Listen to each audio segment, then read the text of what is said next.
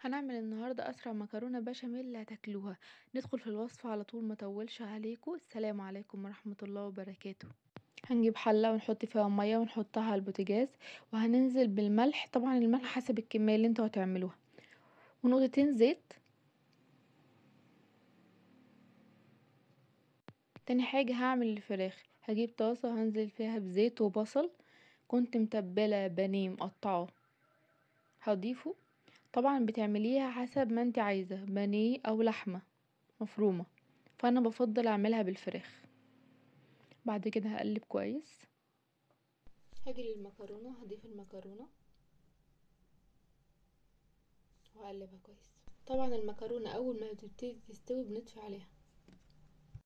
وبعدين هعمل البشاميل. هجيب حله وانزل فيها بزيت، معلقه زيت وسمنه. طبعا الكميه بحسب اللي انت هتعمليه.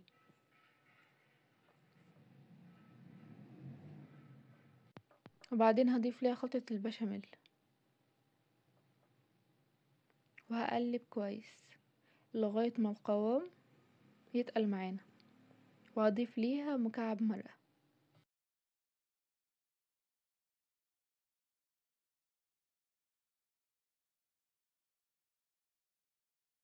وبعدين هنبتدي نضيف اللبن.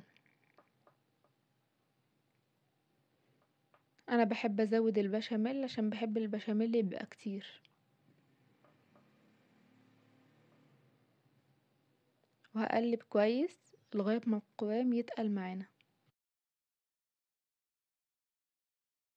وبعدين هاجي الفراخ وهضيف طماطم وفلفل وهقلب كويس. انا ما ضفتش توابل عشان أنا متبلاها كويس، ممكن تضيفي التوابل. بعدين هطلع المكرونة واصفيها. هرجع للفراخ واقلبها كويس واطفي عليها.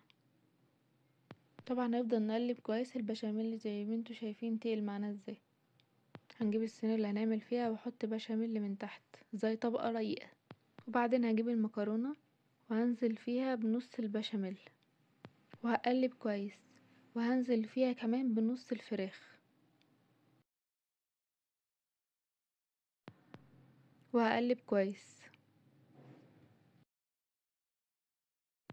وبعدين هسويه في الصينية نص الكمية، والنص اللي فاضل من الفراخ هضيفه في النص.